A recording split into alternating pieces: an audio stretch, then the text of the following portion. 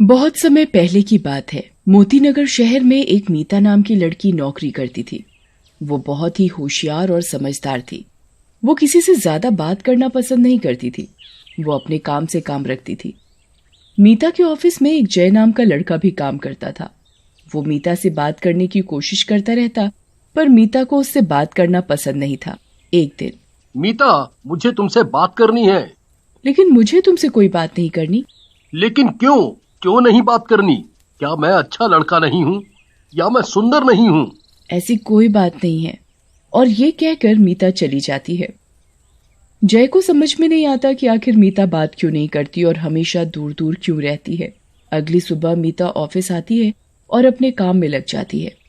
वहां पर जय भी अपना काम कर रहा होता है, पर वो जय से कोई बात नहीं करती और ना ही उसकी ओर ध्यान देती है। तभी छुट्टी के टाइम, मीता, मेरी बात सुनो। तुम्हें आज मुझसे बात करनी ही पड़ेगी। देखो मैंने तुम्हें पहले भी समझाया था ना, तो तुम्हारी परेशानी क्या है? मैं तुमसे बात नहीं कर सकती, मुझसे दूर रहो। नहीं, तुम्हें बताना ही होगा कि आखिर बात क्या है। मीता जय को बताती है। 1 साल पहले की बात है। मेरी एक बड़ी बहन थी। वो एक लड़के को पसंद करती थी। उसका नाम नरेश था। पर नरेश रीता को बिल्कुल भी पसंद नहीं करता था। रीता उससे शादी करना चाहती थी, पर नरेश रीता को शादी के लिए मना कर देता है। नरेश मुझे पसंद करता था और मुझसे ही शादी करना चाहता था, और इस बात से रीता को काफी दुख पहुंचा और उसने पंखे से लटक कर अपनी जान दे दी। अगले दिन नरेश की भी बड़ी बेरहमी से मौत हो गई। नरेश की मौत का कुछ पता नहीं चला कि नरेश की मौत कैसे हुई, और उस दिन के बाद से जब भी मेरी शादी किसी लड़के से होने वाली होती है तो उसकी भी बड़ी बेरहमी से मौत हो जाती है। फिर मैं लड़कों से दूर ही रहने लगी। मैं जिस भी लड़के से बात करती हूँ उसके साथ बहुत बुरा होता है। उसके साथ कुछ भी हो सकता है।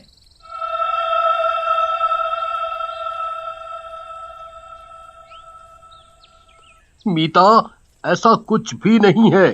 ये तुम्हारा वहम है। मुझे कुछ नहीं होगा। पर जय इस बात से अनजान था कि मीता के साथ एक अनजान सा साया था,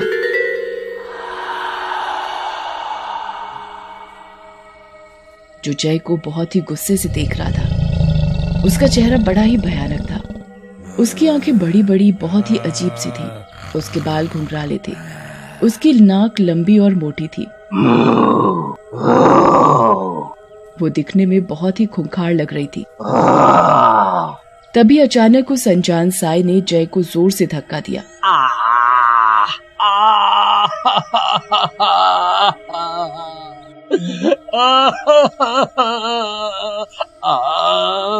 जय, क्या हुआ? कुछ नहीं, शायद ठोकर लगने से धक्का लगा है। और मीता घर चली जाती है। जय भी घर चला जाता है, पर रास्ते में जय को ऐसा लगता है जैसे कोई उसके साथ चल रहा हो।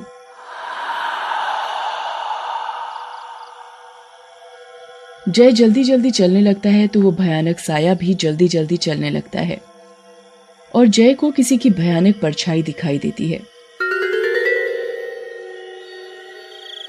वो पीछे देखता है तो कोई नहीं होता है। जय और तेजी से चलने लगता है तो परछाई के चलने की आवाज भी तेज हो जाती है। जय बहुत डर जाता है और घर पहुंचकर दरवाजा बंद कर देता है। जय अपने घर में अपनी माँ के साथ रहता है। उसकी माँ कहती है, जय बेटा, क्या हुआ? तुम इतने घबराए हुए क्यों हो? माँ, कुछ नहीं, शायद आज काम कुछ ज्यादा था तो थोड़ी थकावट हो रही है। और जय भी यही सोचता है, शायद ज्यादा काम की वजह से ये सब हो रहा है, और कुछ नहीं। जय रात का खाना खाकर सोने के लिए चला जाता है। तभी अचानक से पंखा चल जाता है। अरे, ये पंखा कैसे चल गया? और दरवाजा बंद हो जाता है। जय बहुत डर जाता है और कहता है, कौन है? कौन है? तभी अचानक से एक भयानक साया जय के सामने आ जाता है और जय का गला पकड़ लेता है।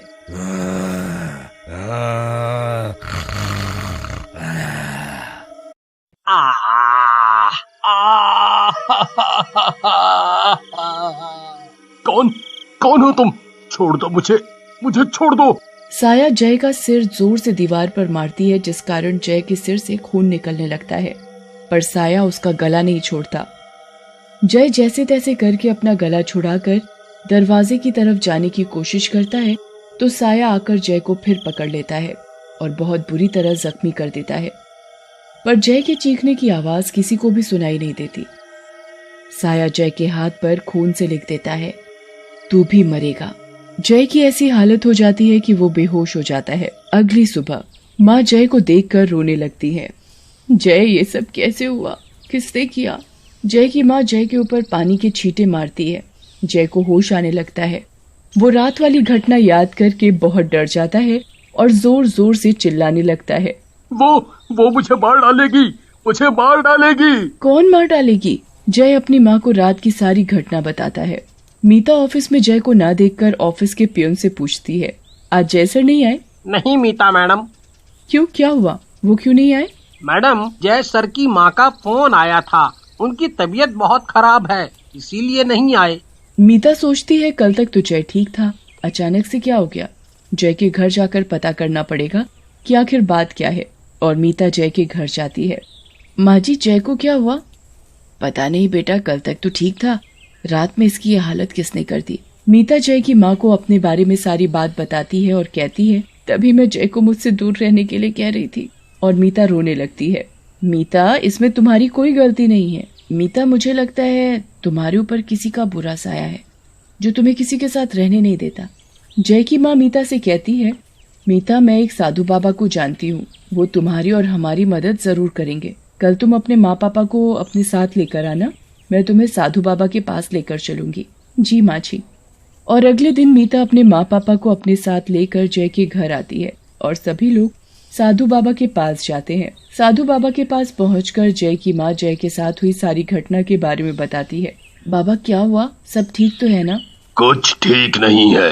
बाबा बताओ ना, क्या बात है? मीता, ये सब तुम्हारी बड़ी बहन रीता कर रही है, वो चुड़ैल बन चुकी है। ऐसा कैसे हो सकता है? हाँ, वो तुमसे नफरत करती है और जिस लड़के से तुम्हारी शादी होने वाली थी उसको भी उसने ही मारा था, क्योंकि उस लड़के ने तुम्हारी बहन रीता के बदले तुम्हें पसंद कर लिया था। साधु बाबा, कोई तो उपाय होगा। हाँ, है ना।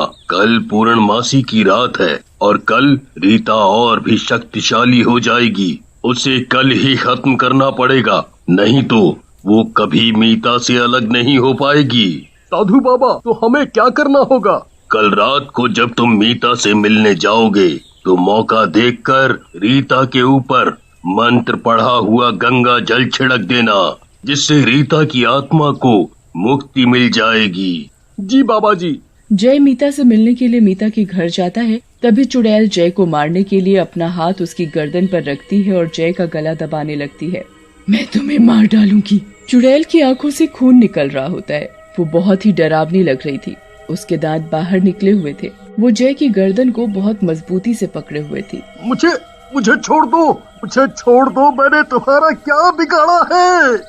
जो कोई भी मीता के पास आने की कोशिश करेगा, मैं उसे जान से मार डालूंगी। तभी दूर से खड़ी मीता सब देख रही होती है और मीता मौके का फायदा उठाकर रीता के ऊपर मंत्र पढ़ा हुआ गंगा जल छिड़क देती है। देखते ही देखते रीता की आत्मा को मुक्ति मिल जाती है।